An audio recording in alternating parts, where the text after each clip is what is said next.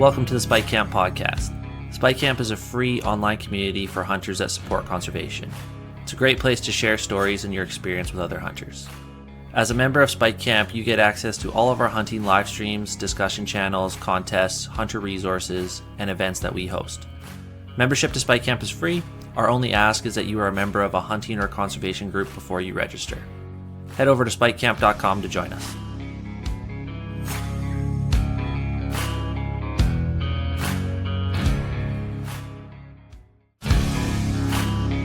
This episode of the Spike Camp podcast is brought to you in part by Precision Optics.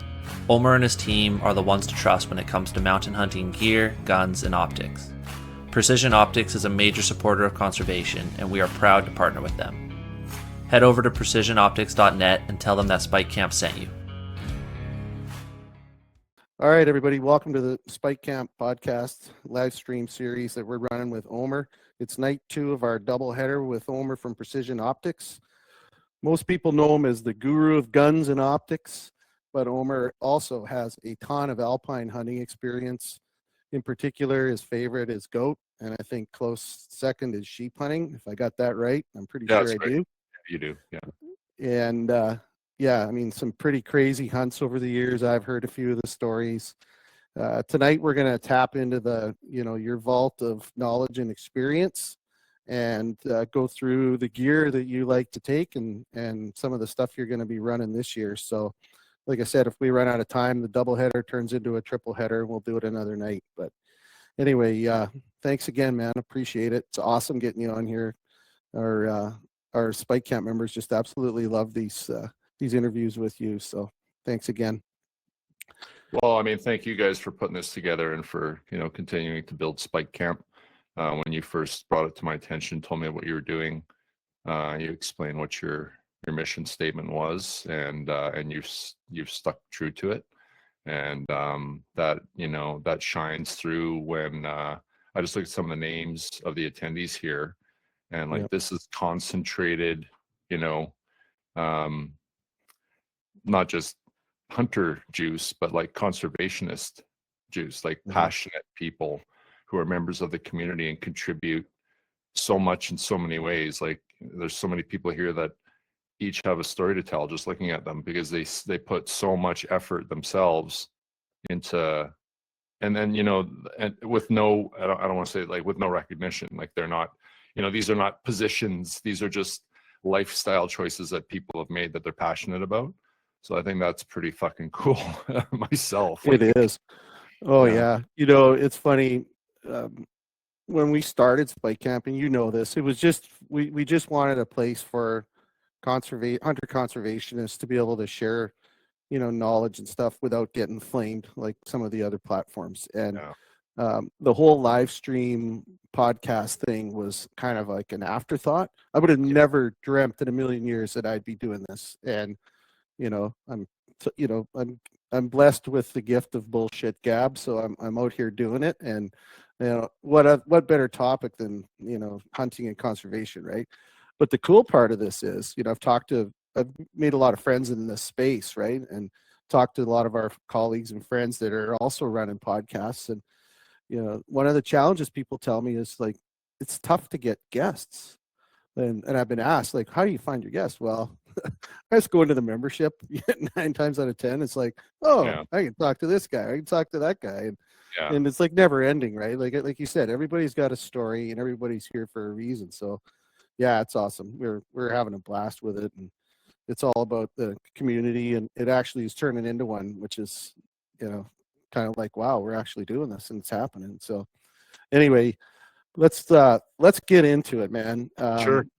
Before we do the big dive off the diving board into the gear, why don't you give us a quick background for those that don't know? Like I said, let's talk about your history, when you got in, how you got into mountain hunting, and sort of the early days and what got you here.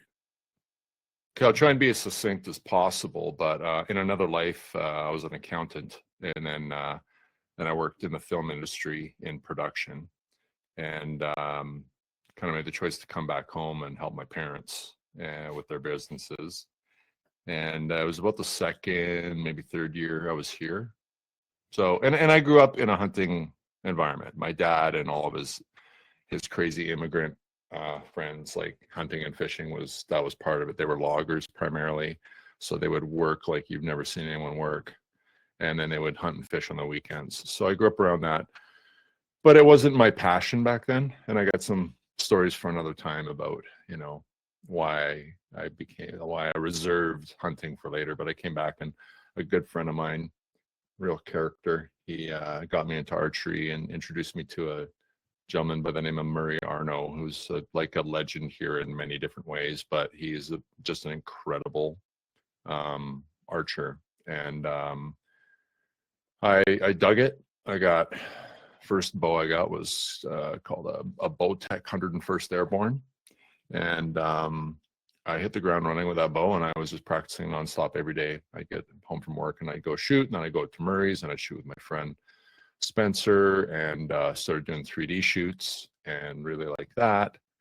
And it was like the second year that I was doing archery that I was at a local place where I used to buy sporting goods. You still can. It's called Frank's Supermarket, just down the road from us, actually. And grocery stores and gear, man. That's a thing. There you got her. That's how we do it up here. And I went in to buy something, and you know, it's different now, but most stores, they would get a stack of rakes. You get a big stack of rakes, there would be a rack, and there was a hunting rakes there. And I walk by, and this is going to sound funny to most, but I'm just like, holy shit, what is that? Like, what is that thing? So I grabbed it, and it was a mountain goat. Beautiful photo of a mountain goat on the cover.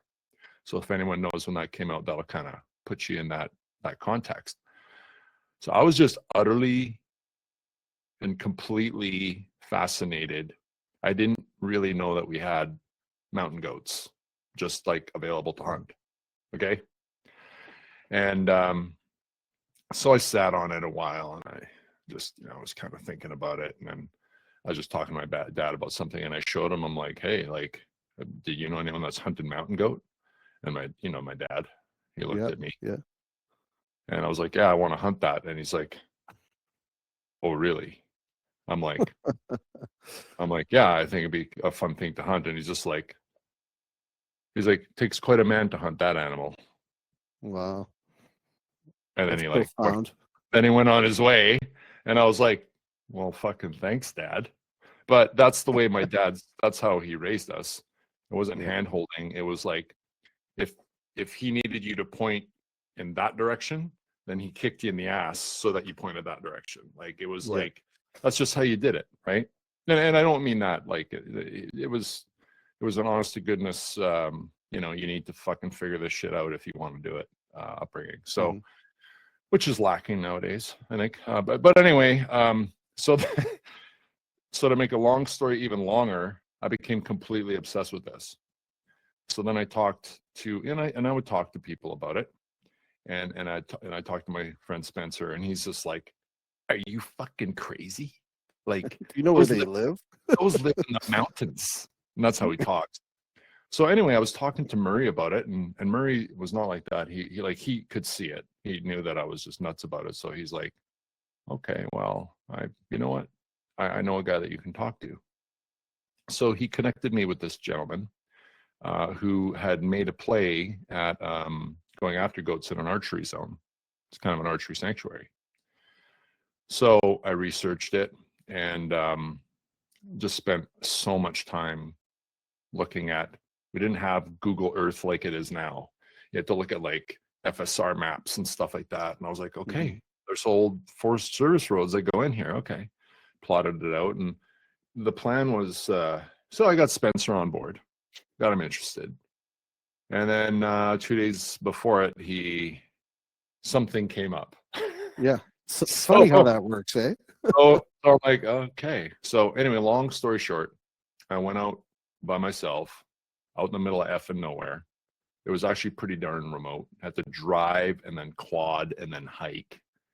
And on the second day of that hunt, so right away I spotted a magnificent billy. He's right over there. And the second day I got him. Wow. Archery. Yeah. And I was using a different bow. I was using I was using a completely different bow at that time. I was using an APA King Cobra, which was the fastest bow in the West back then. And it was fucking incredibly accurate until it would lose timing. It did not have dual cams. It had traditional cams that weren't slaved. So, but anyway, I killed that goat. And then it's funny because up to that point, everyone's just like, okay, great white hunter. Okay, when did you start hunting? What have you killed? I killed black bears with a bow, and that was about it. And then after that, oh, fuck. Does everybody want to go bow hunting with you? Right? Oh, yeah, let's go back there. This, that. And I was like, nah, I'm going to kind of do my own thing. And I couldn't really find anyone that I jived with on the alpine scene. And like, to my own credit, that was because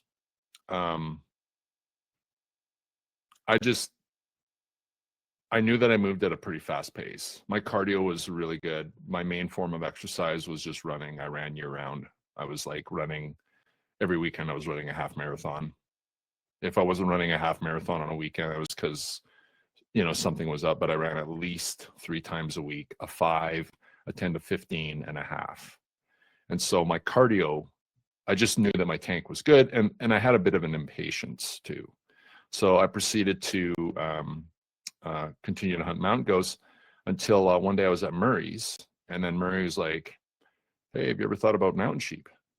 And I was like, well, yeah, of course. He's like, okay. So then he introduced me to his nephew, the greatest hunter you'll never see on any social media. His name's Jeff King.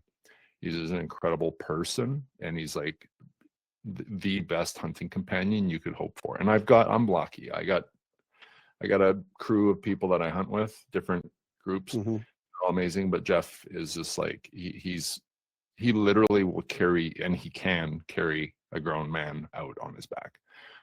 But him and I, we kind of connected and got along really good, and started practicing our archery together. And we made a plan to go to Tottigan. So we we made a go of it. First, we went on a really hard backpack hunt with another local legend by the name of Barry Mueller. We went into a place and right on August opener, first sheep hunt, and didn't really see anything. But we understood what we were getting into. And then Jeff's work got busy, and then him and I went up on Tottigan in like mid-September. And if anyone's ever done that, they'll understand that that's not a good time to go. The wind up there is utterly insane. So we were balls deep in some decent rams, but when I say it was so windy that you couldn't make a 20-yard shot, it was insane. I have video of me literally leaning into the wind. Jeff's like got me. I'm leaning into the wind.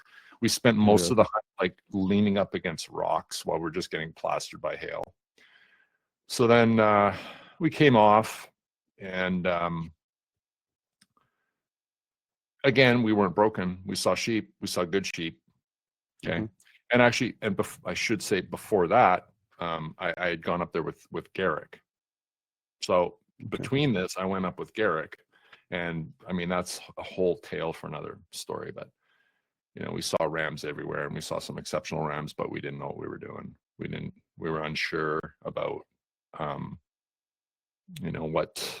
what was a legal ram and what wasn't, and passed up some incredible sheep. But then I told Jeff, I'm like, we're going opener August 1st. We're going to go up there.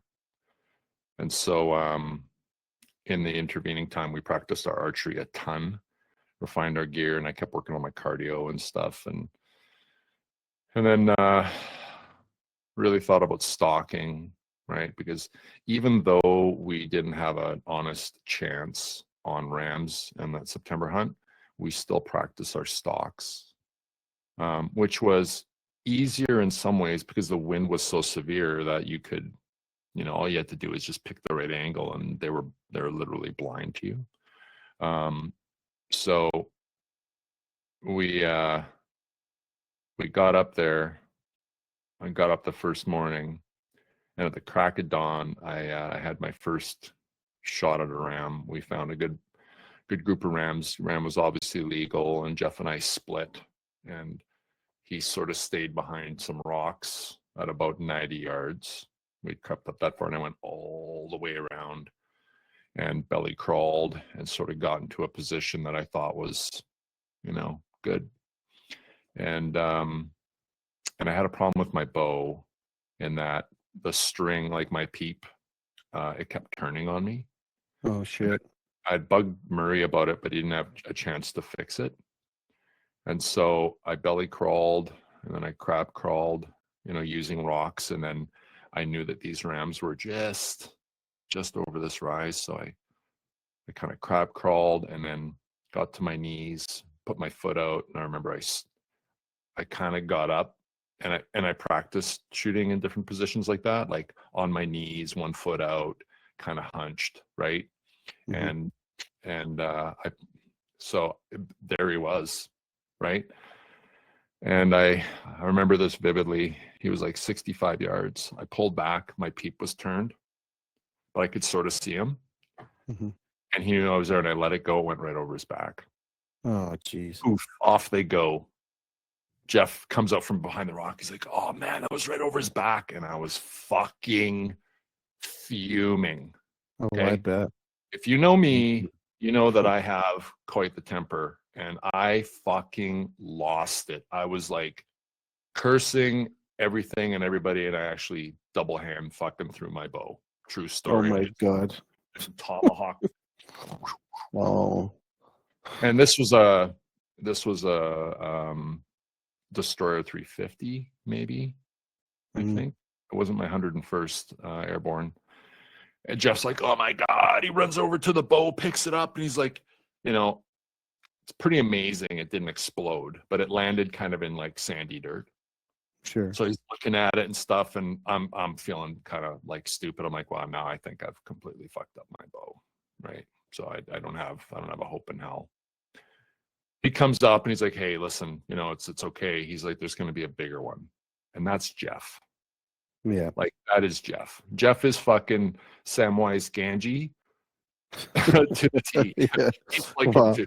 Like, he's just always has positive, right? Yeah. So anyway, again, it's a lengthy story, but we were hunting against the Foss brothers. So it was just me and Jeff. Oh, okay. Yeah. And Adam Foss up there. Didn't know who they were at the time, but it was them. And they were up there doing this photo shoot for both Sitka and Heidelberg. And so we were kind of watching, where they were going. And if you know Tottigan, you know where Ram's Castle is, and you kind of know where the shell slides are.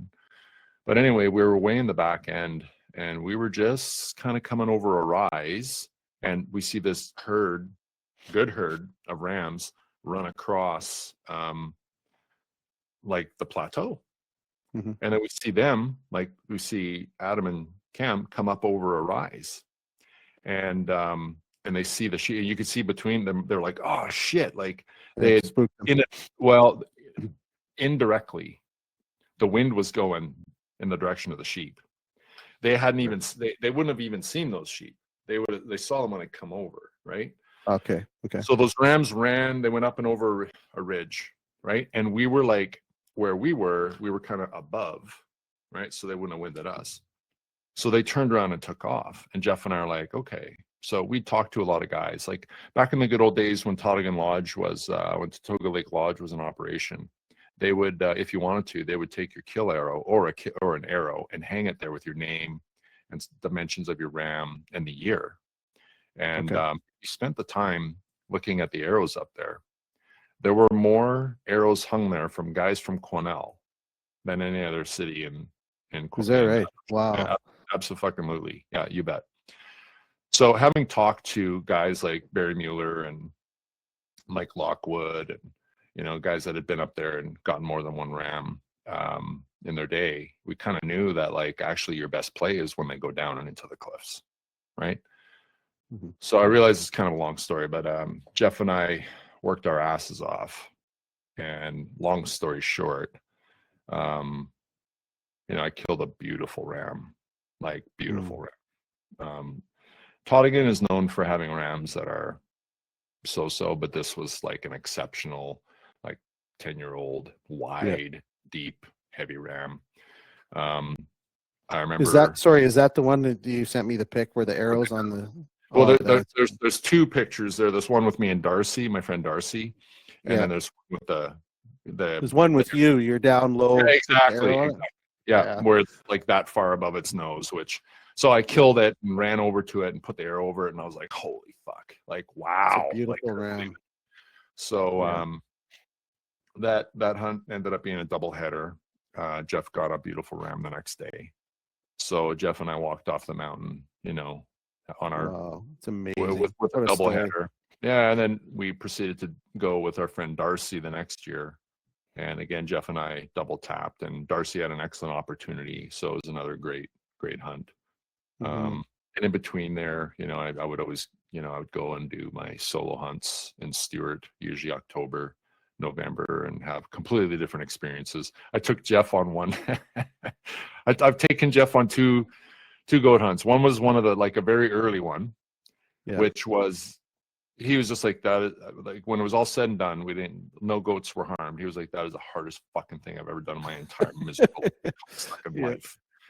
He was like, he was like, no thanks. Like that was it. Like it was just so hairy and so steep, and he just about drowned. So Jeff is a cheap son of a bitch. Yeah. So for rain gear, he had Helly Hansen waders. Okay. Waders. So imagine a guy that's like maybe not quite an inch shorter than me, but has like 45 pounds on me. Like he is just a big, strong Viking kind of built dude, right? Yeah. And he was wearing like Helly Hansen rubber fucking chest waders as rain gear. And they were, listen to this. So he had one tucked in his boot. One leg tucked in his fucking boot. The other was over, and he had gaiters over them, right? And then he has rain gear on. Well, we end up coming off a mountain in Stewart, and we didn't want to go the way we came because it was too sketchy. So we go down to this raging creek, and that was a bad call. Like it was so infested with alder around it that like mobility was almost impossible. But there was a spot where kind of had to go over a rock, and anyway, he falls in this big pool, and you know what happened? His fucking waders filling, and it's not going out the bottom, and he literally went underneath. He kicked up, and I was right in the right place. I was able to grab his arm and just barely pull him over, so he was able to grab some alder and pulled himself up onto kind of like a rocky shoreline, and had to drain himself. I mean, and it was all like that. It was like the whole fucking getting up to where the goats were, then getting off the mountain was like that. And so he didn't join me for quite a while.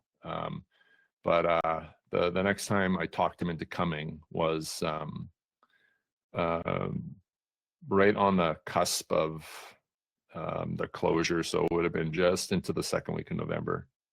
And he was joking, he's like, fuck, I'm only shooting one if it's a booner. And we were in a really good spot, and he ended up shooting a booner. Really? Wow. I don't know if I sent you that one picture of me and him in a beautiful goat, and it was in just an amazing spot. So it was a pretty easy extraction. And then 2 days later I shot mine, which was like crazy high angle, like 680-yard shot in the wind, and it died on a ledge. And it's like 3:30, and that means you got maybe an hour and a half of light, and there's snow and ice. If you've ever been to Stewart, you'll understand what this is like. Nasty. Yeah, we get to the base of the mountain, and I've done this by myself there. Like I've got a lot of goats to my name, most of them solo, most of them late season, 2 of them in Bittner in like the January, February time, right? So if anyone knows what that's like, then you understand that like I'm okay with most of it. But we get to the base of that mountain, and I'm looking up, and it's like so steep, and there's lots of snow, and I had this huge feeling of anxiety, but I didn't want to say anything. And Jeff comes up and he looks at me and he's got incredibly bright blue eyes. And he just looks at me and he's like, you know, anyone else that would do this with you, Hrbinic? And I was just like, I'm fucking glad you're here, Jeffy. Like, I wouldn't want to do this by myself. So funny little anecdote. Anybody that knows Jeff knows that he's so cheap. He's like meticulous, like so thrifty. And so he had this shitty rechargeable headlamp. And one of the things he's like, what do I need? Right? Before we go. And I kind of gave him a list, right? And I said, and get a fucking proper headlamp. Just come to the store and buy a Surefire so that we can run the same batteries. It's like, oh, fuck, those are pretty expensive. Yeah, okay, I'll come by, right? Well, you know, I didn't check up on them. So we get to the goat and we did it in surprisingly quick fashion. So we got to the goat around, it was just after 5. Okay. So a solid hour and a half of like climbing.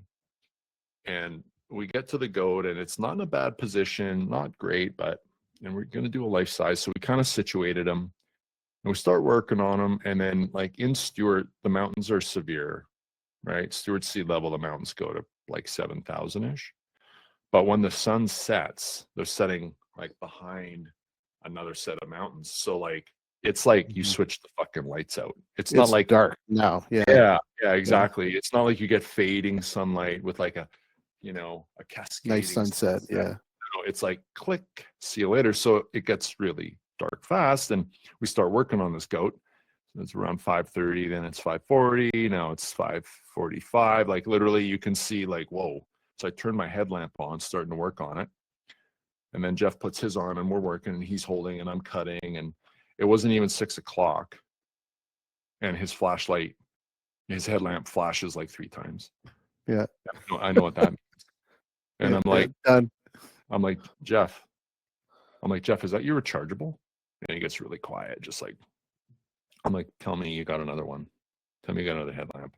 Tell me you got a flashlight. He's just like, I'm like, oh. So we caped out, full life size on that goat, caped it out, and then got down the mountain with literally one fucking headlight. Oh my God. Yeah, it was nuts. It was nuts. There was lots of, you know, we'd kind of get to a spot and like literally take my headlamp, like a flashlight, and look for signs that we had come up. And this was like pulling yourself up type terrain. There's lots of alder and little, you know, little shrubby spruce and fir, pulling yourself up stuff. But coming down sucks, right? And then it's a fucking abyss. It's an absolute abyss below you. So I would go down, find somewhere good to hold on to, and then like point my headlamp where he needed to step, and we did that all the way down. So we anyway, we made it to, yeah, so eventually we made it to the truck pretty late. It was, by the time, you know, keeping an animal on the mountain takes quite a while. So I think by the time we got to the truck was close to midnight, right? Because we're hunting off the highway, which is kind of how you do it in the main pass there. And yeah, and I think I don't know if the statute of limitations is passed, but so we get to the truck and secure the animal, and then Jeff, you know, big bear hugs and all that stuff, and had a fresh bottle of Crown in the glove box. And it's not that long of a drive from there to Stewart, but by the time I got there, at least the half of that bottle was gone. So it sprung a leak. Yeah, there was a hole in the bottom of it. So yeah, so I mean, lots of shit like that. And then I've had many hunts with Jeff and his wife Jolene and Garrick, you know, and I've been and my friend Ben, and I've been so privileged to not just be able to harvest, you know, a fair number of sheep, but also be there with my friends. And that's, you know, as you look back, those are the hunts where, you know, you're there supporting them, where, you know, you're trying to ensure that they get an animal. And you know, that's what this hunt that's coming up for me is all about. My friend Ben is he's a great friend, and he's done a lot for me, and so he's been on a couple of hunts, and I want to, you know, make sure that he's got the highest chance of success. And if Jackson, has an opportunity. It's his first sheep hunt. I mean, that'd be great for him. But I told them both, I'm like, Ben, I want you to get a ram, and Jack, if you have an opportunity, that's fine. But if it's a 40 fucking incher, you better put your head down, because Yeah. Papa's seen first. Lay down. Yeah. Lay down. I'm just kidding. I mean, I honestly, and I mean this truthfully, so I told myself the first time after I killed my first goat, I'm like, I want to kill a goat a year. And I did that for a number of years. Is that right? And now, like the last opportunity that I had, I hiked up to him and I dry fired on him a couple times, and then I just left him. I don't need, I honestly, it would have to be an exceptionally old goat for me to take one's life. But I will go and be a pack mule, and I have been for, any of my friends that wants to go, whether it's a goat or a sheep. I don't have to kill any more of them. I just like to go and experience it and chronicle it. And, I like to do the photography and reflect on that and, build a journal. Like my friend Jolene, Jeff's wife, she's been on a few hunts, and she's a tough cookie. She hunts just like we do. That was a requirement when she wanted to join us. I said, that's fine, but you got to do what we do. So she trained all year running and like working out, and she packed everything herself, and she's had a couple of opportunities, but like that's the other side of it. Like there's a whole school of discipline there. So I mean, I'll go as many times as as she wants to go until we can complete the story. I've been taking photos. I always take literally a few thousand photos when I go on a hunt. And she's been like, I want those photos, right? And I have like all these hunts with her. And I'm like, when the story's over, well, I'll be gray by then. I'm like, well, then you'll be gray by then. That's fine, right? So anyway. That is so awesome. Wow, there's so much to unpack there. So I'm just going to state this, and then I'm going to dig in. So for those that are listening tonight and watching this live stream, now you know that there's a hardcore, passionate mountain hunter operating this wonderful business out of Quesnel that supplies with all this wonderful gear and guns and optics. And these are stories we don't often hear from you, and this is exactly what I was hoping for. So thank you for sharing that. The one thing I want to really dig in here is, you touched on it right away when you started telling us about when we started talking about the community here on Spike Camp, and then segue into your hunting partners over the years. Isn't it amazing how many of those like just absolute beauties are out there in terms of the hunters and people that are passionate? Luckily, that's one thing we're blessed with on Spike Camp, is the ability to talk to so many people, and we've met so many of those folks, men and women, kids, you name it. And we've got a couple coming up in our sheep camp series that are just that, the epitome of the mountain hunter. They like the silent assassins, but they don't have to kill. They want to just go and get, be with their buddies and their family and friends, and be there when they harvest and capture that adventure, man. It's just unbelievable when you think about it. Like there's so many of those people out there that will never be on social media. We've got tons of them on here. They never make a post. They're lurkers, and they watch and learn and listen and offer the odd little, gold nugget every once in a while. But yeah, they're out there. And that's the cool part of it. I just love that about this. Yeah. Yeah. I mean, I've got, different circles, and, I've got a couple groups, and they never post anything. They're out there, they're passing on rams that most people would just give their IT for, but that's because these guys have like big old rams, and they're out there, for the truth of it. They exactly. They do it harder, and that sounds funny, harder and longer than pretty much anyone else, but they're really doing it. Like they're living the embodiment of it that they envisioned. They've made it happen. And like I said, they're humble and they're fierce. But those are the guys that really they like inspire me. And the cool thing for Jack is that, you know, he gets to talk to them and they treat him. Sure. You Yeah. know what I mean? Like he's on the inside and he's said it. He's just like, yeah, these guys are the real fucking deal, Dad. Like it's pretty incredible to like listen to these stories, you know, like they'll just stop in on the way home and fuck that ends up being a 2-hour visit. And Yeah. you know, just the things that they share. And, you know, it's pretty incredible. And even around here, like we have like, you know, Legends. just so many amazing guys, right? Like, you know, like it's just humbling. You know, you got a buddy, you know, a friend of mine, Johnny Nykirk, who's like just an amazing guide and kills incredible rams and has just done things that not many people could even dream of doing.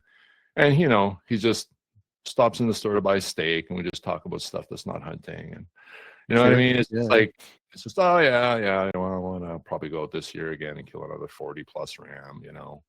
Sure. That's just kind of normal for him. And, you know, he's been on probably 70 plus stone kills as a guide. And, you know, so just being able to tap into that knowledge or, you know, this trio of badasses that I know that like, I mean, the stuff that they show you, like, yeah, don't show, you know, they're showing don't show anybody this. Yeah. They're showing you stuff and you're like, holy shit. Like, why didn't you fucking kill that one?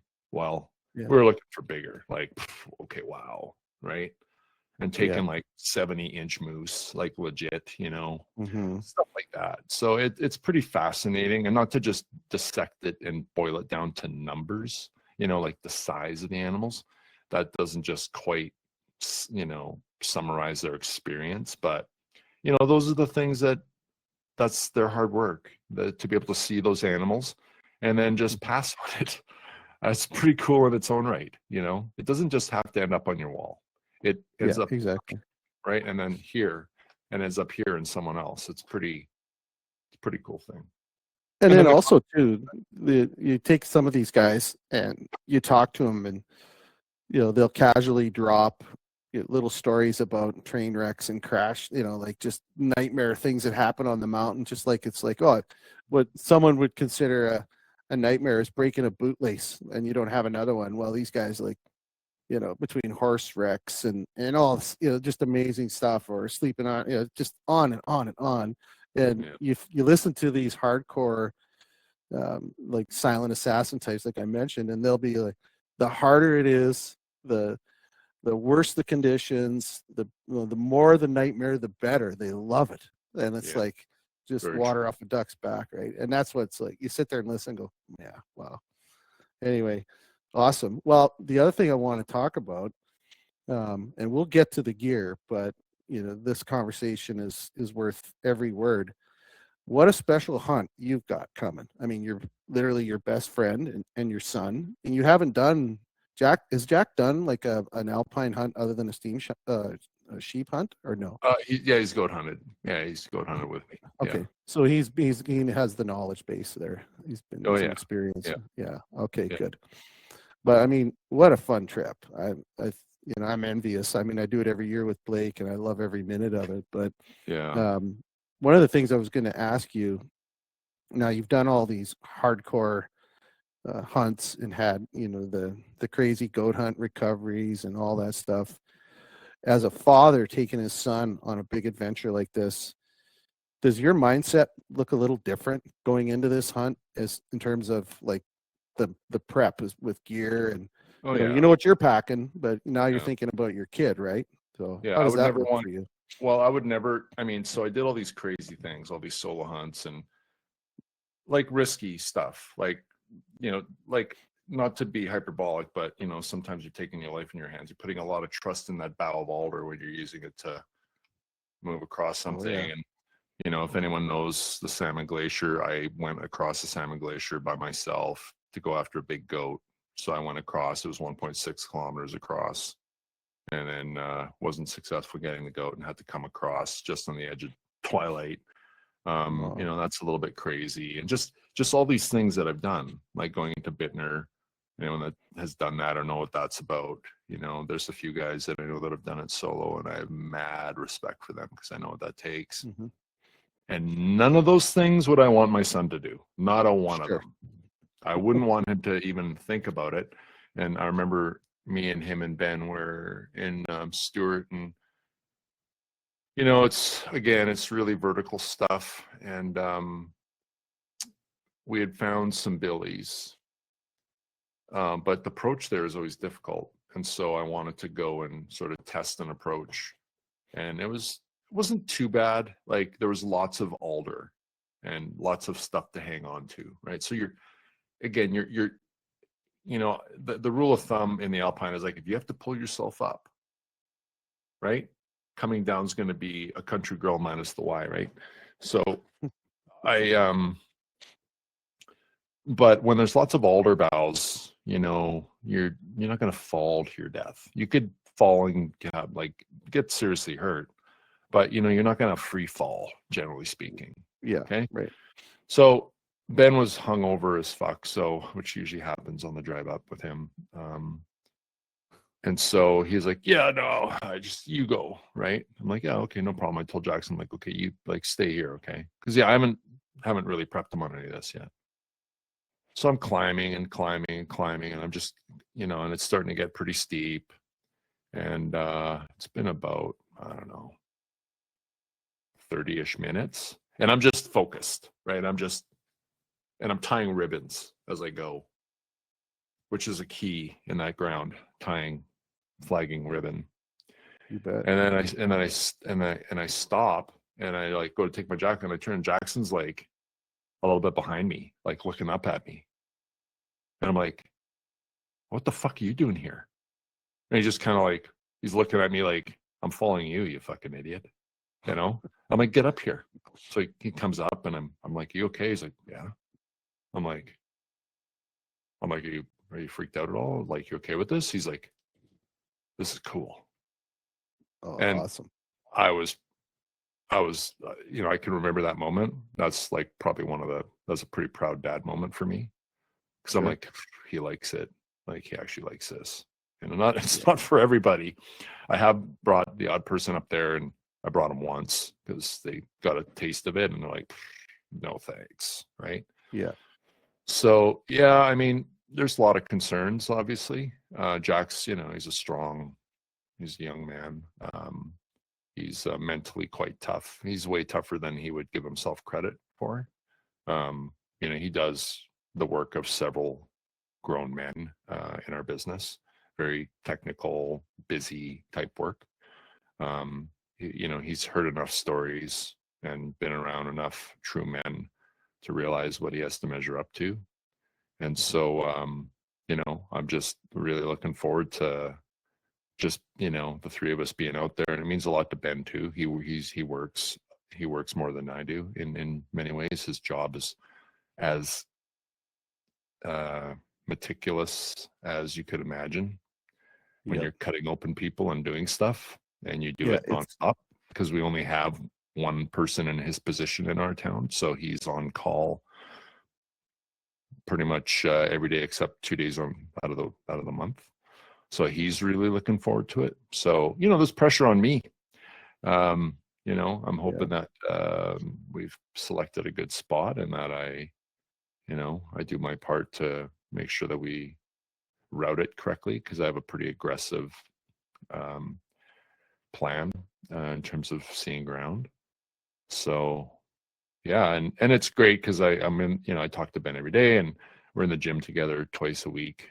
We do 2 gym days together, and then we do other stuff separately because his schedule is pretty tough. But, it's always the same thing. Like, we're talking about the gear and, what the ideas are. And he's got his idea for our accommodations. And I didn't greenlight it. I told him more than once, like, no, I don't think that's a good idea. But today he brought it up. He said, greenlight. And I was just like, okay, that's what we're fucking doing. That's what we're going to do. So we're going to do it. And I did the math, and it actually saves us a couple pounds between the three of us each.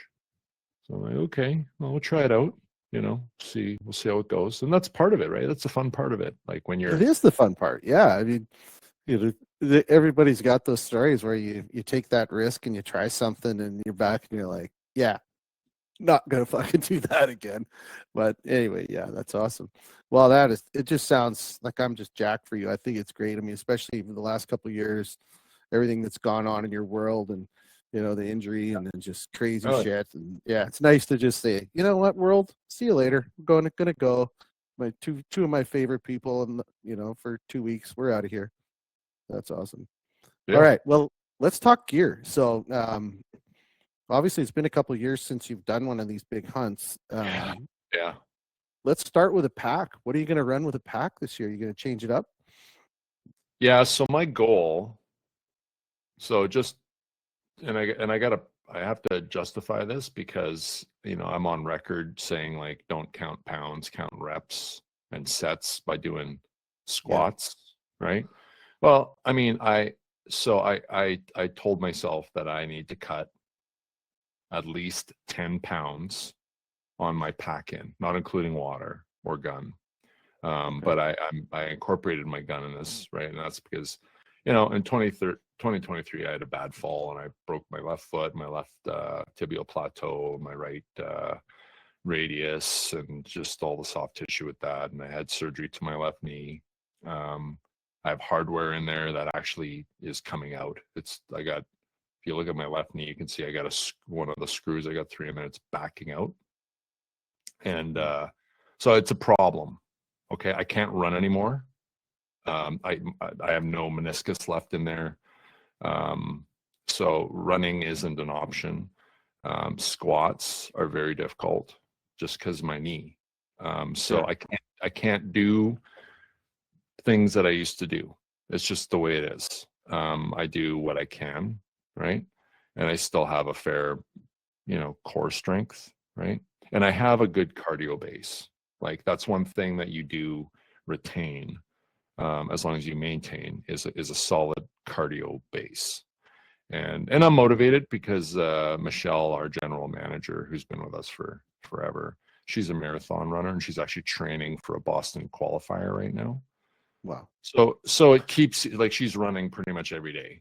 And so that kind of keeps you at a high level, like just in terms of like, holy shit, this morning she's got to do a full workout, and then after work she's got to run 15K, and then on Sunday she's got to run 35K, and then she's got, kind of aware of her training schedule. So, it kind of keeps you in the pocket. But after the goat hunt that we did, I'm like, I want to cut 10 pounds off my gear, which has, mechanical justification, but then also there's the challenge of it. Right. Mm-hmm. So when it comes to the pack specifically, so I looked at, I've run the same pack since Aaron sent me a prototype of it. Like, God, I don't know how long ago that was, but I traditionally run a Kaferu tactical frame with a fulcrum bag and then all the trimmings. And that setup is like, it's like 8 pounds. Yeah, it's up there. It's like 8 pounds, like 4 or 5 ounces at least, right? Yeah, it's heavy pack. Yeah. Well, it's heavy duty Cordura, and it's like, it's, I think a newer bag would be a little bit lighter, and if I was using like the duplex light frame, it would be lighter, but that's what it is. Yeah. Okay. So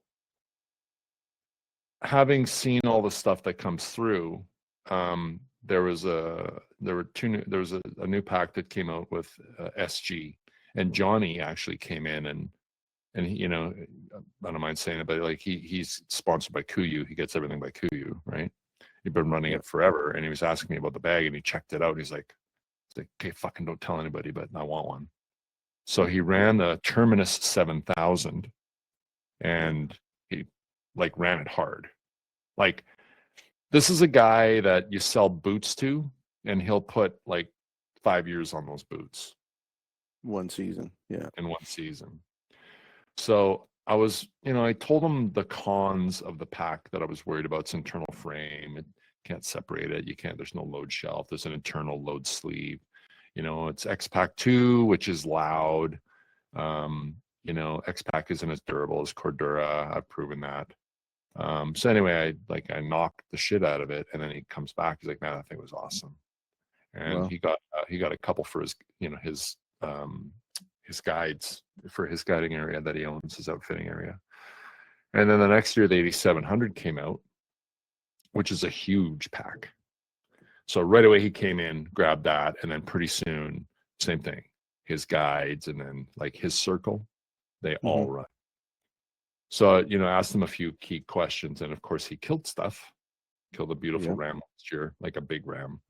And they pack everything out, and he said, "Yeah, it's no problem." So that thing weighs 4 pounds, 4 ounces. There you go. So there's pounds right there. Yeah. Could not say no. Gotta try it.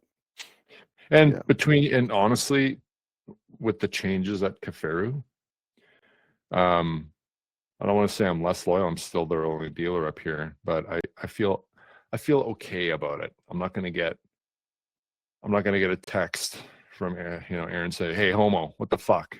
Right? Yeah, exactly. You're not hearing that now. Right? So I think that's a huge savings right there that I couldn't ignore. And it's a great pack. It really is. It's got everything you want. It's waterproof. It's actually quite durable. It's compressible yet voluminous. That load sleeve where you can put the meat or things that you want to keep against the frame. Keeps the weight up above your navel and against your back.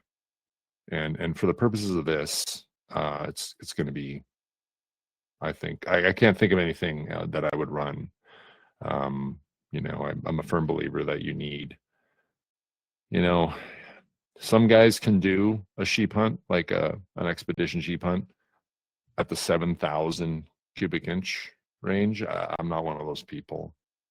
I just think if you kill something hard, you need, my Kaferu with everything is close to 9,000.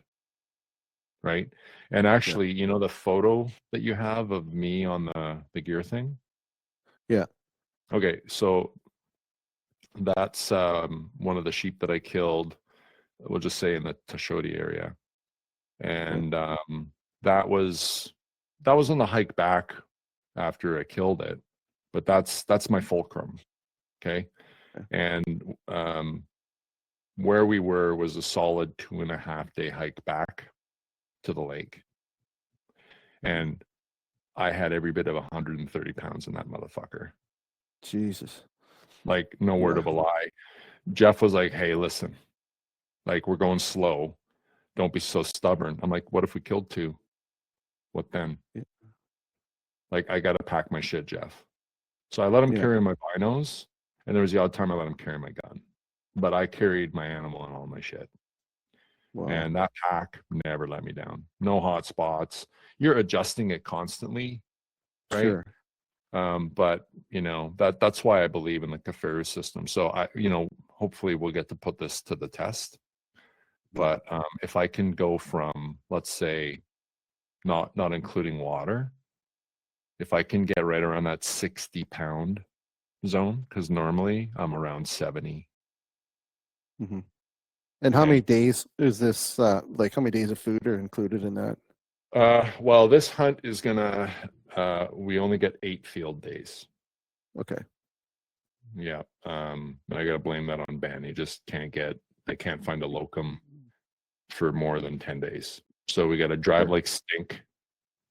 We gotta drive like mad. And then we fly.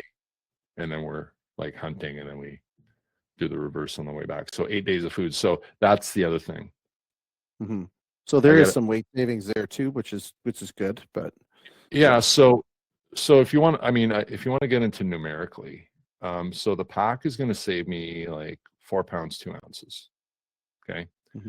My gun is going to save me, and normally I wouldn't include my gun in this equation, but it's on your shoulder, right? It's there. Yeah. It's there. So I'm going to save about 11, 12 ounces on the gun. My sleeping bag, just about a pound. So what's your bag? What are you running for a bag then? Yeah, I'm using a Stone Glacier -18 now. Okay. It's only 2 pounds, 10 ounces. The bag that I had before was like 3 pounds, 9 ounces. And it was an ultralight, hydrophobic down sleeping bag. It was a Mountain Hardware. Oh yeah. Um, Good bag. and then, and I haven't drilled down into like, I'm using a Neotherm NXT. So it's like a few ounces less. There's lots of little things that I got to go, but I did some other interesting math. A pair of underwear is like just about 3 ounces. Yeah. So if you normally pack like 5 pairs of underwear for like a 10-day hunt, you could shave, just about a pound, almost 14 ounces, just not wearing underwear. Or if you bring one and you use the front to back, inside outside cycle, you can get by with one pair. So it's like 10, 12 ounces right there. Just easy. That's easy pickings. There's definitely there's lots of low hanging fruit. Excuse the the connection to no underwear, but there is a lot of low hanging fruit in the pack when you start to go, and it's amazing, right? It kind of goes two directions. There's the taking it out of the bag and not bringing it kind of direction that people go, and then there's the expensive one, which is buying really expensive things to replace other things that are shaving ounces, right? In the case of the big ticket items, right? So in many cases, I already know in my head that there's not much I can do because, and I'll lay out like the clothing thing. I talk to people all the time about clothing. People bring too much clothing, and I'm joking about the underwear, right? I bring one pair of socks and one underwear for every 2 days.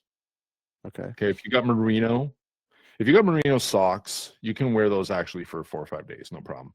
Underwear, that's a personal thing, right? But like I bring one for every 2 days. Sorry, that's how it goes. But with the rest of the clothing, I bring 2 merino t-shirts, 1 merino 3/4 zip long sleeve, my hunting pant, which is what would that be? I think it's the Kuiu attack pant. Yeah, I still use that one. Yeah, I still use that one. And then I go with I have Arc'teryx Leaf, the Alpha Gen 1 or Gen 2 rain top and rain bottom. But whatever, you need an impervious, rainproof, waterproof. And that sounds funny, but some stuff is not. You got to be careful. Absolutely not. Yeah. Yeah. And then I bring down pants and a down jacket. Yeah. And then often I'll also bring a little down vest. And that's what I bring. Nice. Right? Yeah. So, I mean, if you buy the right rain jacket, I mean, that can be your wind layer as well, right? And that's what I do. My system is similar to that. I don't bring as much underwear, but like I don't pack a soft shell because I just think it's crazy. Like literally, why? Like, you're either when you're sitting in glassing, you've got like I like the puffy. So my jacket system, my system for the upper body, I'll have similar pants. Like on a sheep hunt, I'll use I run a bunch of different Kuiu pants, and I'm not married to a brand. Married to the brand Kuiu, but personally, my son's been living in Sacramento for the last 5 years, and my work headquarters are in Novato, so I drive past Kuiu 6 to 10 times a year, right? And it's like, I'm just gonna swing in. Well, it's a 200. It's like stopping in Quesnel, for Christ's sake. It's an expensive place to stop, but it's good. It's good. But yeah, so like I'll go the same way. I'll have a t-shirt, like the standard nice, hunting t-shirt from Kuiu, and then I have like a long sleeve zip, and then I'll have my puffy jacket, puffy pants. I'll have one sort of mid-layer zip hoodie. I think it's the Peloton 240, and I've added pit zips. That's it. That's my jackets, and a good windproof and waterproof rain jacket. Yeah. And I mean, I think it's amazing. Like clothing, I think my opinion, clothing and food are two items that people tend to overdo on Yeah. these hunts. You know, especially Oh, when yeah. they don't have the system dialed on the food, right? Like, yeah, that can So get you need overdone. to, like when it comes to clothing, like my closet, I literally have some really nice Sitka stuff in there and some Kuyu stuff that has Mhm. the tags on it. Like I bought it and never used it. Like I've got a Jetstream jacket, Jetstream vest, and mountain shirt. And right, I'm like, how am I going to use this? Like the mountain shirt, I'm like, okay, it's a light windproof shirt that is non-insulative. It's not merino. If I sweat in it, it's going to stink. Mhm. Like, okay, when would I use this?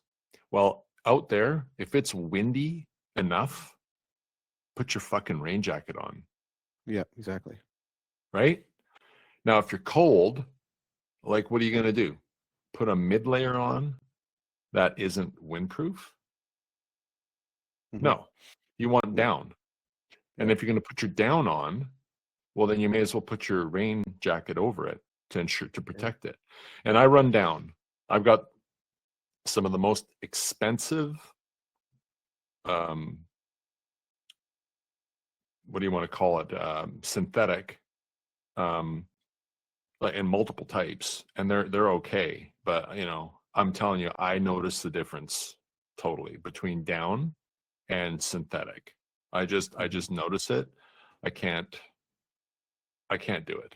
Not So only like that, from a like insulation perspective, you yeah, notice a big difference with down, right? I That's what you're do, saying? and then there's Yeah, a huge weight savings to go to down. So for I've sure. got a Gen 1 Kuyu super down jacket, and That's what I run when too. yeah, and Yeah. that's when Jason Harrison was building stuff to the best capabilities. Yep. That thing has been on every hunt since that thing first came out. Like it's amazing. So I have that. I'll also bring like a little Arc'teryx fashion piece, like a little vest that got, Mhm. you buy that stuff and it gets snagged. You're not going Yeah. to wear it out anymore. So, but it balls up. It's like that big, weighs fuck Yeah. all, right? And An then I bring, ounce and a half or something. Yeah. yeah, and then I always bring down mitts. I got the Kuyu down mitts. Any down The, mitt will do, right? yeah. Um, I just, for me, I don't have the best circulation, and Yeah. I get a bit cold. My hands get cold. I like those down mitts, and then You're sitting like this, right? Your hands are up vertical and you're yeah, not moving. Your blood's not precisely, pumping like, yeah, exactly. Yeah. And again, precisely. those things you think about, sorry to interrupt, but you take a look No, at no, that down. I mean, how nice is it at night when you're in your tent and you take that all that down and you stuff it into a dry bag or into a hood of one of those and then you lay on that fluffy down pillow. I mean, sleep like a yeah, baby, right? Like oh yeah, the down's got so many purposes, right?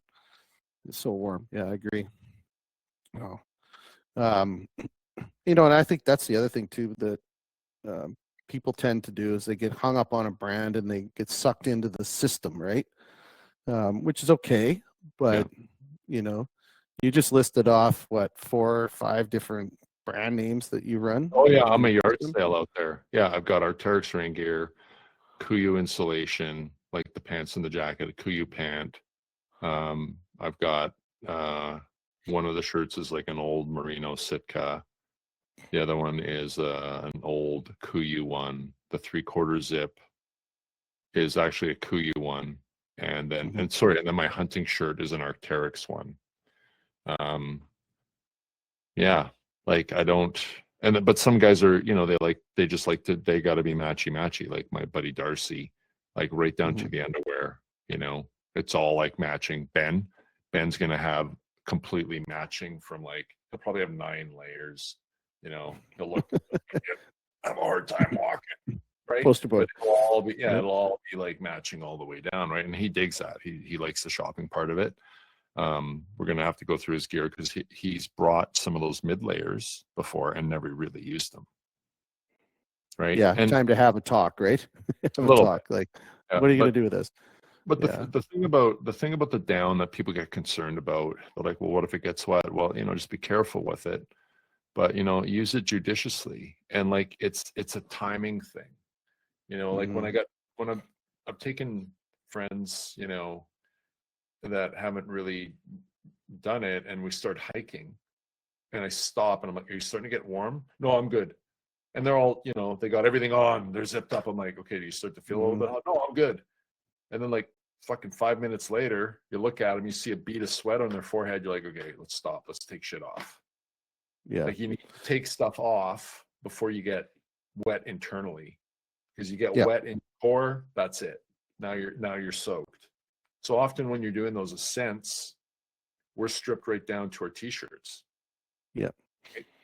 Then when you stop, or if it gets windy, then you start to layer on. And like I said, it's kind of rare for me that I throw my down on and I don't throw the rain jacket on to stop the wind.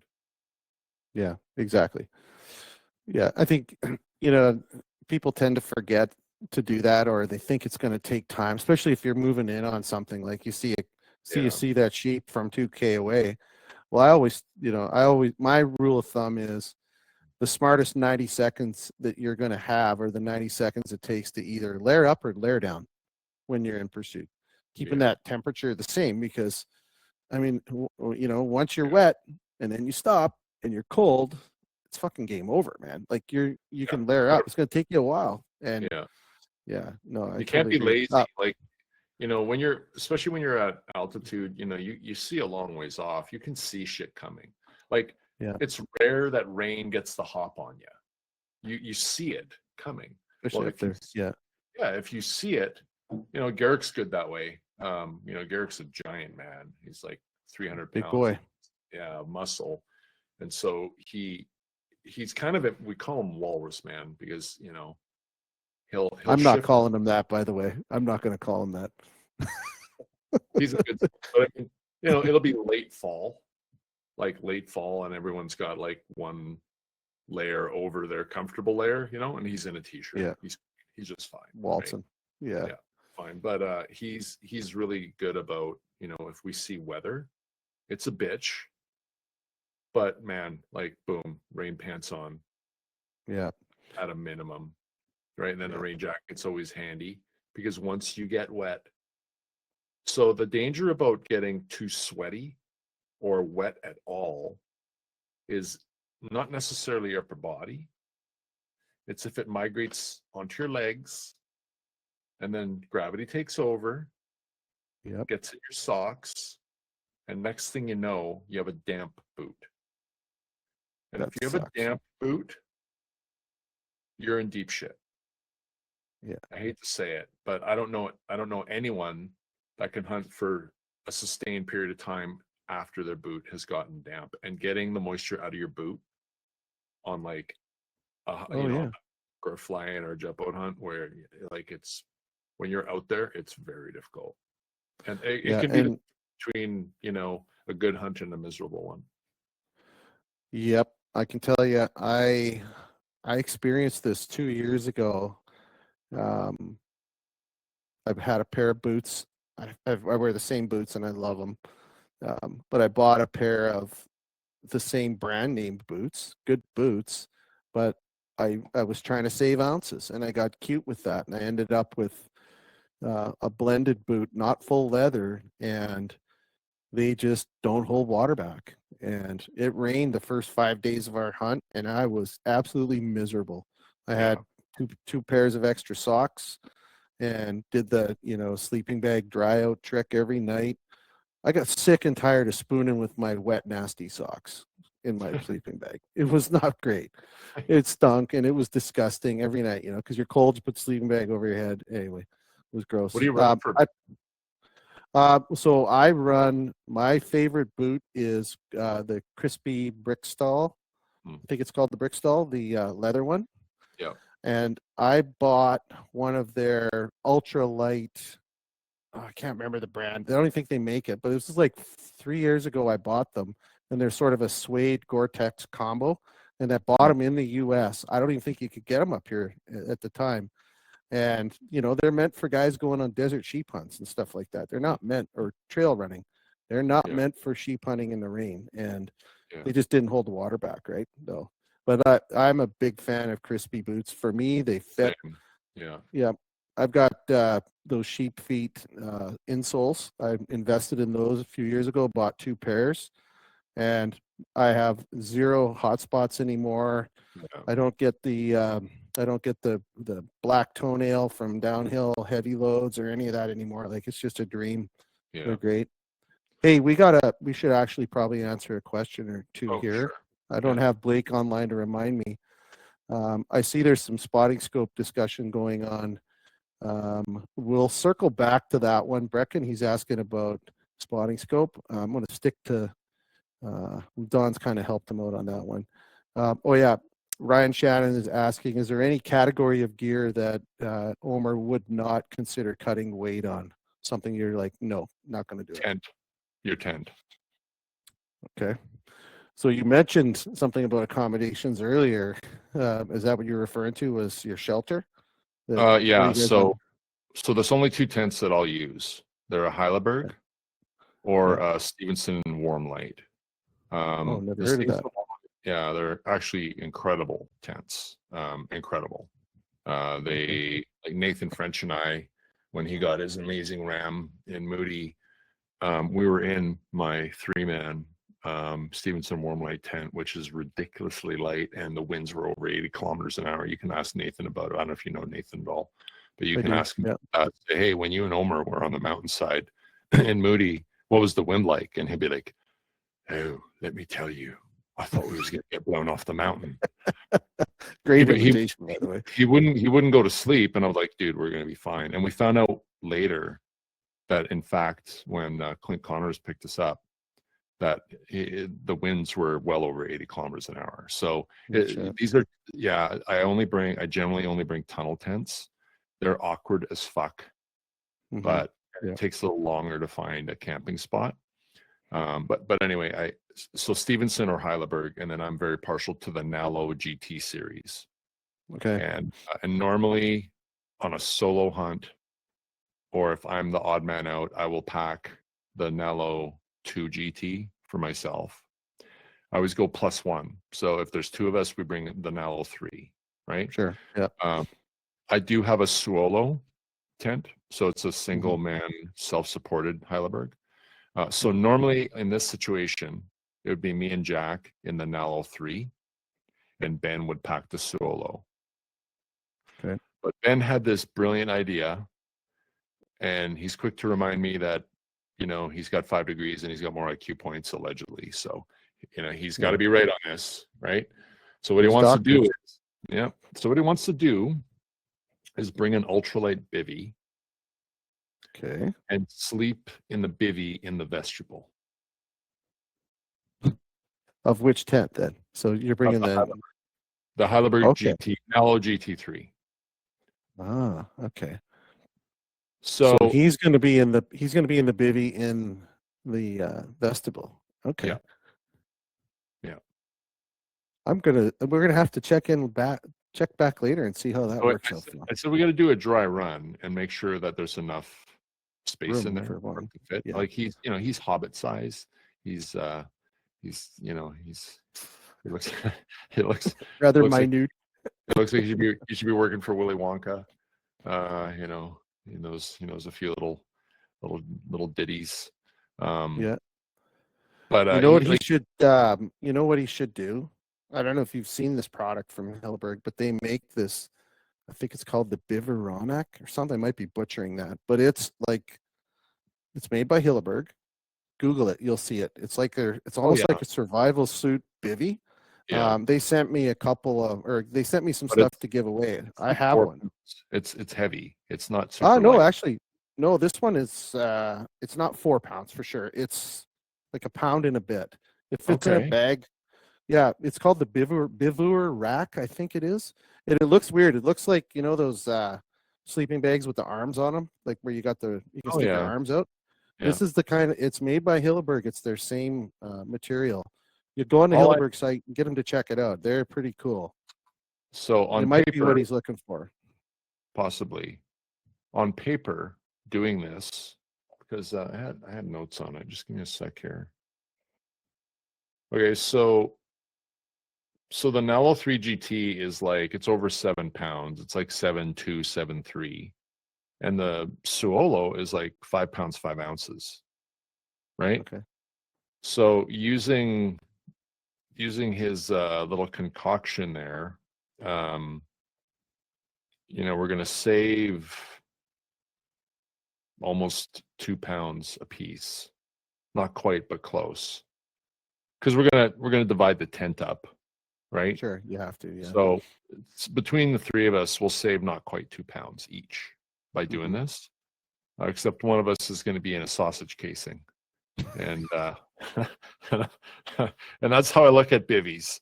You're just making it a little bit easier to prepare. He's like, anyway. So that's the plan. But you can't convince me to go to anything else. I've played with everything else. That's fair. And just the sturdiness, like the security of the Heidelberg. You don't need to. I don't think you need to go beyond the Red Series like I've done late or like early season. Goat shit and Stewart in it, and been in some really hefty winds with it. Darcy and I were on a hunt up on a plateau, and same thing. Like the winds were over 70 kilometers an hour, and a properly guide out tunnel tent is as secure as you're going to get. But with the Nalo or any of the GT series in the Heidelberg line, that big vestibule, it allows you to store your gear there. So all your gear is like, it's sheltered, but it's not in the compartment with you. So you can keep the sleeping compartment dry, right? Yeah. So is it that black or red label that you're running on this label. one? Yeah, it's a red. Label. Yeah. Okay. Sounds interesting. I can't wait to hear the report back. That'll be fun. We're gonna have to get him on. I want to do a follow up with you guys and get the three of you on. That'll be fun to unpack after. Yeah. We'll do it for sure. It'd be bad for me. They'll gang up on me for sure. Well, that'll even be funner then, because fun for everybody else. Yeah, but that's how I live my life. Yeah, I'm the same. My kids have each kid has a photo album of dad doing stupid things. Like I get reminded. My daughter's on her way up here. The whole family's coming for the weekend, and there's going to be a lot of stupid dad stories and photos and dumb shit, which is fine. I'm good. I can handle it. Well, we would be. It would be like totally out of line if we didn't ask you what you're bringing for glassing optics and optic support system for this trip. So I'm still running my Zeiss rangefinder binos. Same with Ben. There are other ones that I would run. Ben's got the same thing, and that's because when they came out, they were the first Bluetooth ballistic programmable rangefinder bino, and in many ways they've been seconded by other things. Like right now, the best rangefinder binocular is unquestionably the Leica AB Plus, the Leica G8 AB Plus. It's just not even close if you understand the technology there and the glass. But that's what we're running. Jackson is going to be running a pair of NL Pures and a Sig 8K, and that's because Jackson's legally blind in his right eye, so he can't see. He can't see the rangefinder binos. The right tube is where all the business happens. Yeah, all the goodies are. Yeah. Yeah, so he can't use them. So he also shoots left. He's right-handed. He's right-hand dominant, but he has to shoot left. So we got great glass, right? For spotters, we're going to bring an ATX 65, and part of that is because we have the Olin set up for it, right? Oh yeah. There is a spotter that's superior to it. Again, I feel that Leica has better glass. It's got a better, more manageable micro and macro focus wheel. It's a wide angle. It's more compact. Like the 82 is actually just as compact as the 65, and it's not heavy as an 85, right? And you can put the 1.8 extender in it to boost it to 90 power.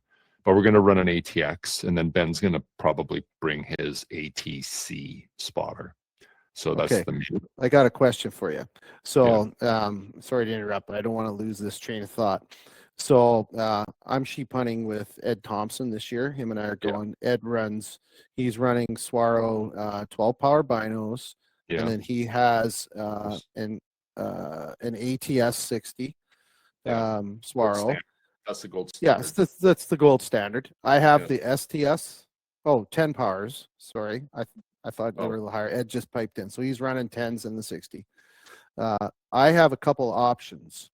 I picked up one of those ATCs from you last year, and I absolutely love it. That thing is so handy. It's the field of view, all of it. So I've got a couple options. I could go with 10 power binos and I have an STS gold standard spotter or the ATC, and I've actually got a set of Swaro 15s, and I'm thinking of I'm going to run off tripod. I'm going to run the Asiac tripod with a Spartan Davros head on is what I'm running for my glassing up. And I'm thinking of going with the 15 binos and the ATC, and Ed's got the 60. And then I'll bring a rangefinder, or I might just bring my 60 and do the same. But what are your thoughts on that combo? There's a thread on Spike Camp right now. Guys are kind of debating this. So when it comes to the spotter, like I like 60 power. It gives you the ability to resolve what's most important with sheep, and that is, age, right? Yep. Especially when you have a phone scope of some sort, so you can sometimes like take some, and sometimes you don't have to expose yourself. I know guys where sheep have been in a weird spot and they literally like bring, crane up the spotter, have the angled eyepiece downward. It's just like a periscope. Like a periscope. They're looking at them, then they take a photo, they blow it up, and they can make a determination, whether it's by curl or by age. But my opinion's changed somewhat in that I think that if you don't have a lot of field time, and I'm talking like mostly with sheep, obviously, but if you don't have a lot of field time aging and reviewing sheep, that you do need, like the higher power accessible to you. Yep. But if you know what you're looking for, you can get away with 40. Okay, for sure. And that's been parroted by people that use that spotter. Of course, I like to say it's as simple as like, okay, if it's past the nose, it's good to go. Yeah, which you can do that with 40 power. But for me, even though my philosophy on what is okay to shoot might be different than some of my friends, I don't want my friends to shoot a ram that breaks the nose if it doesn't also have a minimum age to it. Sure, for sure. Like, listen, call me a cocksucker, whatever. If we're out there and we see a ram that's like 2-3 inches past the nose, like, there's no way I'm going to be able to stop Ben from shooting it. Right? Sure. Yeah, of course. If it turns out to be 6 or 7, which has happened, right? Many times. Yep. People can get upset by that, but according to the regs, let's assume there's a whole sub thread here. Let's assume for a moment that you got into sheep hunting and you had no friends in the space. You never went on a forum, never went to sheep show in Penticton, never talked to another living soul about sheep hunting. You just got into it, did a bit of research, bought your gear, and you read the regs. What did the regs say? They say a legal thin-horn sheep is one that, to paraphrase, a tip passes, the nose, right? The bridge of the nose. Or, and this is important, or has attained the age of 8 as evidenced by annuli, okay? 8 annuli, but people forget the next part of the sentence. It says, as determined by the regional manager or his designate. Exactly. Yeah. Then the next sentence after that says, do not attempt to age rams in the field. So a lot of people say, well, what does that mean? Why can people shoot rams that don't break the nose? Well, the reason for that is someone did it. It got taken away. They fought it in court. They got an expert biologist to attest that it was at least 8, if not older, even though it didn't break the nose. They won their court case. So they got the ram back. So it set a precedent so that if anyone else shoots a ram that has 8 rings that doesn't break the nose, the legal precedent is there that the ministry is going to lose in court. That's why it's allowed, because the wording in the regs was not wise, and it was defended in court. Conversely, if there aren't, so the ram could be as old as you want it to be, but if there aren't 8 annuli, it could be seized. And there's been plenty of rams that were old. Broomed off rams. Yeah, exactly. Exactly. But here's the bottom line. Assume that you were an individual that had all those traits that I stated, and you got into sheep hunting, and you went out there and you see a ram that breaks the nose, and you shoot it, and it's 6 years old, and all of a sudden people are calling you, me included, a sheep hunting pedophile, right? And all you're doing is following the rules. There's a whole they're laid out. There's a whole political, community set of rules that we're imposing on people, right? Yeah. So I mean, that just has to be said. Now, for me, I don't need a ram that isn't old. I only want an older ram, just because that fits for me. If I'm with someone, and I know people that wouldn't let someone shoot a ram that was like exceptional unless it was at least 8. But I'll say this, that may be because these people are, they're very active in the social community. And so they know that they don't want to attract criticism, right? Yeah. So is there an easy answer to this? No, of course there isn't, because there's an opinion, and there's like a social context to what is an acceptable ram, what is a good ram to take, what ram shouldn't you take. But the bottom line is, at 40 power, if a ram breaks the nose, you can tell. You can tell at 20 power. Okay. That combination. So I got another group of friends, and they're all addicted to tripod mounted 15 by 56s. Yeah. Right. Waylon just bought the 14 by 52 NL Pures. So it's like, that is like a more palatable version of a 15 by 56, which are heavy, man. Those are heavy binos. The 14 by 52 is considerably lighter than that, and has a huge field of view. So tripod mounted, it's the cat's meow, right? I think it's a great combo. I know guys that have had incredible success running that. Tripod mounted at 15 power, you're able to pull apart the terrain way better than in 10 power. Longer too, right? Yeah. Comfortable. Yeah, for sure. But to be clear, you need to be tripod mounting your binos. Yeah, absolutely. Yeah, exactly. And that's my plan. I'll probably spend 90% of my time behind those binos on a tripod. Yeah. Likely sitting in a Hrbinic chair, which I think I'm going to take this year as well, because getting old, and why not? Luxury item. What about? Oh gosh, I don't know. I think it's a pound and a bit, a pound and a half, maybe. Somebody's going to correct me, but you know what? It's going to be the last it'll be a luxury item I'll look at when I have my pack hanging on the scale. But it's so nice. Like, I don't know. I know Ed's a big fan of the ultralight chairs. Lots of guys are going that way. Depends on the country you're in too, I think. Like if you've got that, that real wide open country where you can see for miles, and why not sit in a chair, make a coffee?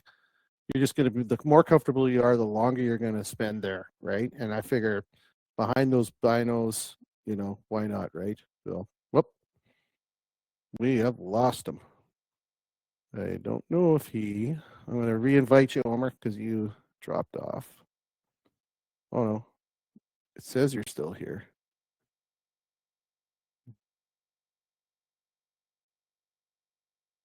I'm going to remove you and re-invite you. Oh no, you're back. You're back. Yeah, I lost you You're there. there. Sorry. That's okay. We had a little timeout. Okay, tripod. What are you running for tripod? So we're gonna have we're most likely gonna have my very old Suray T-025X. Ben has an Asiac backcountry. And then we may pack a Revic Hunter stabilizer tripod Okay. so that everybody has a tripod. Mm-hmm. And the stabilizer is pretty important, but we're going to debate that. I mean, the reason, like, we always pack that on a goat hunt because you often need to shoot out from an elevated position upward. Yeah. You can't make a bipod shot in Mhm. goat country. Sheep country, that's not such a concern, right? Mhm. So again, that's going to be one of those things like, okay, who wants to carry Last this? minute decision. Yeah.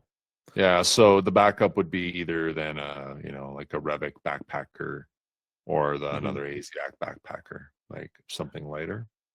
Yeah. So my system, I've got a couple options and I'm going back and forth. So I've got the Spartan, I'm not a tactical shooter. Like I don't shoot PRS or any of that, those disciplines. But Yeah.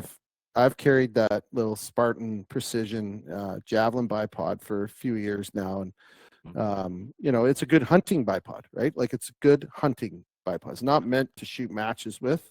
It's light. It's always in. All my guns are set up with it, and we've got Rob. I think I told you Rob Gearing's on board with Spike Camp, and he's given us a ton of gear, and he's given me gear to give away and gear to try. And he sent me a couple of those Hoplite tripods, that little mini tripod. Have you seen that one? Yeah. Kind of a neat little thing. Like it's not great for glassing in sheep country because it's not tall enough, but it would be a nice little goat setup if you're in like super steep country. You can shoot off it. But I also have, he gave me some of their trekking poles. I've got 3 of them. And you can screw the legs off of the Hoplite and run the trekking poles. So I'm right on the fence. Again, I'm going to switch out. It'll be a Spartan mounting system of some sort. The combo I used last year, which I loved, was the Asiac backcountry tripod. That's a great tripod. It is. Yeah. Really nice, slick. And then I run the Davros, the original Davros head that I bought it from you actually. Yeah. And with that little ATC with their optic mount on it, I mean, quick, out of your pack, on the ground, boom, drop that scope on there, the clamp, you can shoot off it. So I may go with the Hoplite head and the Spartan trekking poles. Those Spartan trekking poles are unbelievable. They're solid, man. So that's kind of what I'm running. You're a trekking pole guy now? Probably are, after your injury. Yeah, I've got some black diamonds. Yeah. We're all going to bring a couple, and then there's some other things that thinking about bringing, like honestly, like an electric perimeter. Mm-hmm. Right, there's a lot of grids. Yeah, there's a lot of grids up there. I should bring you one of our pack alarms. You can run that. Weighs 8 ounces. That's where you run the string, right? And then it's got this. It chirps. Oh, it chirps. 100 decibel siren goes off. Yeah. I mean, something like that, very lightweight, but just gives you a bit of peace of mind if you're coming back and you hear that, or in the middle of the night. You never know, right? Hey, I'm coming up next week to Quesnel. Okay. Like cool. I said, I'm going to grab that prize from you. I'll bring you a pack alarm, and then you guys can try one out. Sure. I'll bring one along because it's literally the size of a fly reel, and it weighs 8.5 ounces, and you stick a 9-volt battery in it, and you got 300 feet of perimeter line goes around. Awesome. So you could try that out. That's way better than a 5-pound bear alarm or whatever. Yeah. We've got about maybe 10, 15 minutes max, and then we're timing out. One thing I wanted to talk a little bit about is food. You have some dietary challenges. I know that. Tell us a little bit about that. Like what kind of accommodations have you had to make for your diet for this trip? Yeah, so I'm actually going to start testing. So, I mean, generally speaking, I'm going to rely on Peak Refuel for my evening meals, and I gotta stick to the non-pasta ones. Okay. I basically stick to the rice dishes, but I gotta see how I tolerate those now, because the problem with elimination diets, and when you stick to them, you become more sensitive. And it's been quite a while since I ate their stuff, and I get quite ill. So that it sucks. Like it's a shitty deal. But basically, if you look at my meal plan for the day, it's quite balanced. I got it dialed in pretty good. Have a meal replacement like shake in the morning. So like a Labrada or Myoplex or something like that. So generally I'll have my coffee. I always bring like, freeze dried, this is coffee or Starbucks. Okay. Great. And I'll usually, and I'll eat a bar, like some sort of a bar, something that's easy to get down, that's gluten free. So like a Lara bar, barbell protein bars aren't so bad. I've been trying to get these David bars up here. Yeah. I think they sell them up here now, don't they? Yeah, something that's easy to chew and that tastes good. And then have that meal replacement shake with a liter of water. So what does that do? It gives That's you breakfast. That's breakfast. The meal replacement shake in the morning too. Okay. coffee, bar, and a meal replacement shake. Got it. Then in my day food, I have a balance of, like pure candy bars. And the candy bars, they got to be something that is okay with compression, heat, and cold. Some bars, they crumble, like if they have wafers in them, like a crispy crunch would be the worst one, right? Because it'll just disintegrate on you. Yeah. Others, if they get a little bit cold, you're going to break a fucking tooth off trying to eat it. So generally Mars bar, Snickers bar, eat more, right? Okay. Maybe like a fruit and nut bar. But with me, I got to be careful because I don't tolerate too much sugar at once. I actually get like, I don't feel good. But I bring, a couple of candy bars in a day because they're nutrient dense. Mm-hmm. And by nutrients, I mean sugar and energy, right? You're craving it. Yeah. Always have hard candies. So something to suck on, right? Kind of keep your mouth from going dry and just kind of gives you something to have. Then I always have a couple packs of some sort of gels. I'll use sports gels, like blocks or something like that. But Did also you use those in your when you were running? Is that where you pulled them yeah. from? Yeah. Yeah. Okay. Yeah. Something else that I bring BCAA and EAA pills, Okay. like tablets. They help with DOMS. Mm-hmm. Even though like I'm working out, like, when you're out there, you're hiking, you're going to get sore, and BCAAs and EAAs help with DOMS. So that's kind of important. But yeah, I always bring like a couple packs of gummies of some sort. Then Mm-hmm. I'll have a little bag of some sort of trail mix that I throw together. So I'll get like a good base, and I'll usually add something a little bit more to it. So usually at least a cup in a day. Then I'll have a pack, and I'll do this. I'll vac seal this myself. I'll get some like mini, something that's not a little more like neutral, like some turkey pepperettes or lawn yager pepperettes, like 2 or 3. Those And then are I'll good, get yeah. and I'll get a cheese, like a Baby Bell cheese that can handle changes in temperature. But if it's Baby Bell, I'll remove them from the wax, and I'll vac seal them with the pepperonis. Like a Right? little And mini those are nice. charcuterie. Yeah. Yeah, and you'll have those like midday. I used to really like Stinger waffles, Mm-hmm. like Stroop waffles. I used to love those, but I never understood why I kind of felt like shit sometimes. Right? Well, I can't eat those. Right? I can't eat like not just like flour, wheat stuff, but a lot of grains, even gluten-free products. I don't feel very good about after eating them. So I got to eliminate all of that stuff, which sucks. So instead of that, then I'm going to bring like freeze-dried cheese, like those Parmesan wisps. Yeah, you know. wisps or inner cheese or some of those ones. Yeah, those are Yeah, great. yeah. Milk cheese, lunar cheese. So, it's going to be like meats, like, pepperettes, jerky. Of course, you got to have jerky, like a bag of jerky. Yeah. Cheese products, whether it's like a soft cheese or like a freeze-dried cheese. Nuts. I don't go crazy on the dried fruit. I did that, and I know where you're going with this. I'm yeah, gonna jump in here.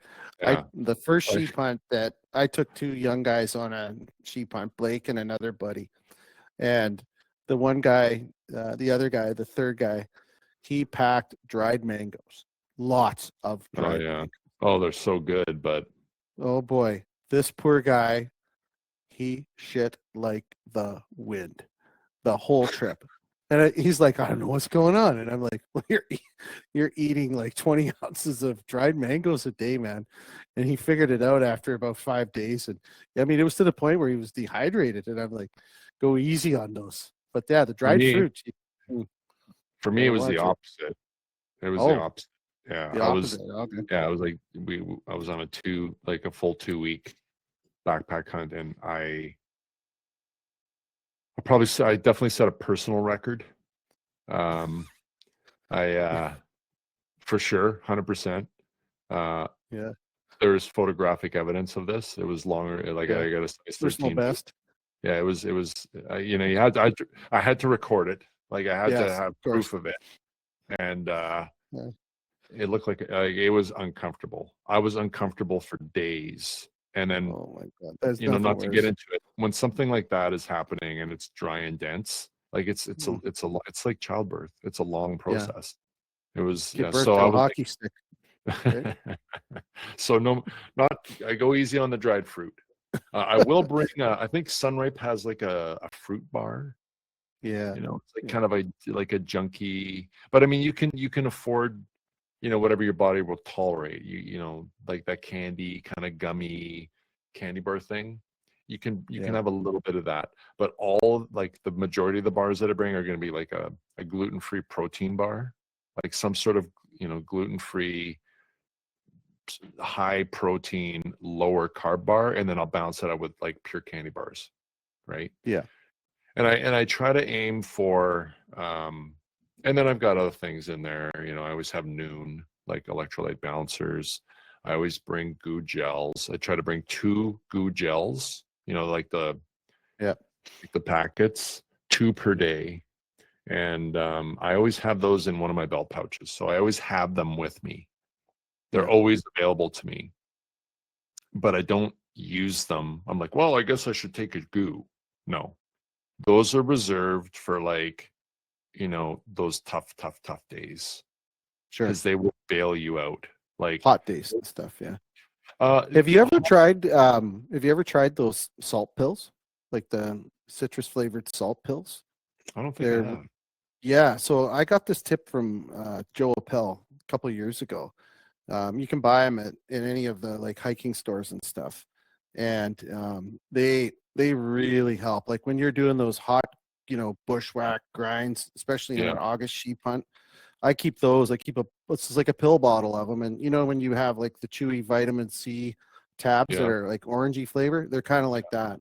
okay, And you just pop 1 or 2 of those. Like I find for me, when I start to get dehydrated, I get the salt, I get shakes. Like if I'm in a golf tournament and it's hot, I don't drink alcohol at all. And if I'm not drinking enough water, I'll start to get the shakes, and you notice it like when you're putting or something, and it's like, oh shit. But these salt pills, they really do help. They just give you that little boost. Kind of in your case, like what the gels do, they'll give you that little maybe energy, or just sort of, yeah, level you out a bit, right? It's always a of good course. idea. And then, of course, around my neck there's that little vial of cocaine. That When I helps. when I Yeah. need, when it's a bit of a downer, you just Tony Montana your way through it. You just Well, dig you your boots. mentioned you did mention gummies a few sentences ago, and I was going to ask where you're getting those, but I didn't really want to go down that road. I remember Waylon, my friend Waylon, when he was, he was drills down to bedrock, but he was going ultralight, and like he's like his pack was like ridiculously light. I'm like, what do you got for fucking food? And his food was like literally like Sinutab, 5-Hour Energy, and like cigarettes. Like I'm like 5-Hour Energy is not food. That is not a food source. Yeah, no. Okay, but Yeah, exactly. It's a weapon. It's not food. But That's he's what got more that sheep is. than me, so what do I know? Wow. But yeah, Hey, you know what? We are getting down to it. We've covered most of the stuff. I'm sure we'll think of other things along the way. But one last one. What's your luxury items that are going in your pack? Something that you don't give a shit what it weighs and you're taking it. What is it? a very expensive bottle of Dalmore in the fucking glass. We don't put the scotch in a plastic bottle. I pack the fucking glass. Bottle. You're damn right. Yeah, 100%. Are there any, do we want to take a few questions or anything? Anyone have questions? Let me see here. I got to scroll back. I'm terrible with these. I get all wound into the. Actually, hasn't been a ton of questions. Brecken's asking, what's a good spotting scope that would be able to pull double duty both at the range and on a hunt? You can be a budget pick or an unlimited budget pick. Let's say good budget, middle of the road spot. So, what would you recommend? Budget pick for the price, because they price it exceptionally well, is it's the Hrbinic 65A. They're accurate 65A. The glass is really good. Like Aaron's really serious about glass, and I think they're normally like over $3,000, but they've reoriented the price. I think they're like $2,400, which is like incredible. And then of course the gold standard is the ATS or the STS 65 HD. That's that'll do everything for you, for sure. Okay. And then unlimited, but sorry. Yeah, I was just going to say before I forget there, you put me on a couple years ago. I bought a set of those Hrbinic range finding binos. Yeah. I mean, that range finding technology, I'm sure, like you said, there's some maybe top of the line options here, but I use those binos, like they're my day hunters all the time. And I use their ballistic system. I use it exclusively now, and that range finding technology in their I have their rangefinder as well. What is it? The BLR? I can't remember what they call it. So I've got that, and I've got the binos. They're unbelievable, man. Like that, it's actually very good glass. People I'll show that to, and they're like, "Oh, I never really heard of Hrbinic," but yeah, there's nothing wrong with it. Yeah, and they're well priced as well. I think with those are $26.99 now. So yeah. So I'm going to, one last thing here. I'm just going to read a little comment from you and I share this wonderful friend named Don Lynham, he's the beauty out there. We love him to death. You and I both do. Yeah, for sure. So they're talking about his comment is, my wife says, have you seen the price of red peppers at Save-On? It's crazy. And Don's answer is, honey, that's nothing. I shop at the most expensive grocery store in the world, Aroma Foods in Quesnel. There's funny stories about that. No, that's the true story, because like if people buy stuff through the front, I'm like, hey, do you want me to do an invoice for you in the back? Oh no, it's fine. So I'll just ring it through at the till. There are people, I don't know if there's anyone listening, I'll just ring it through and I'll put it, it's a taxable thing. But then and then they'll swipe their card, right? Yeah. Well, I've had the odd call from someone's bookkeeper or the wife, like they're confused to hell. Like, what is $2,800 in a grocery store? Like, no, your husband bought, or he bought. Oh, okay. That makes sense. He bought what? He bought what? Well, there is a lot of subterfuge that goes on, but that's enough.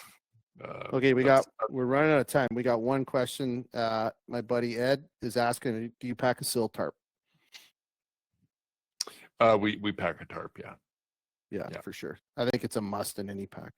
For a couple of reasons. I just want to add, like, it's not just a shelter, but if it's clean, it's a really effective way of gathering water. Absolutely. You betcha it is. Yeah, I've done that many times.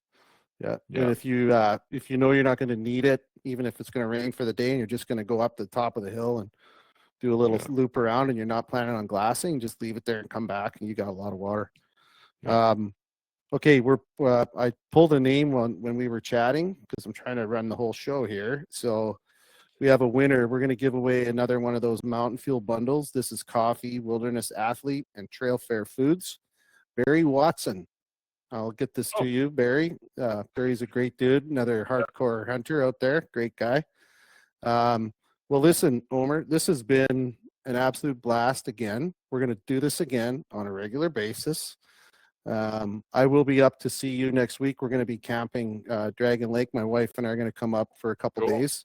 So I'll text. Yeah, I think so. Something like that. I'm not going to get robbed or broken into up there, am I? We'll be okay. Not Robert's Roost, no. Okay, I think we're going to be good. You'll be fine. So I'll see you. Thank you very much again. This has been awesome, and we appreciate you, brother. Thank you very much. All right, guys. Thanks for listening. All right, cool. Well, thanks everybody for tuning in tonight. Enjoy your evening. Be safe. Happy Canada Day, everybody. Talk to you later. Bye-bye.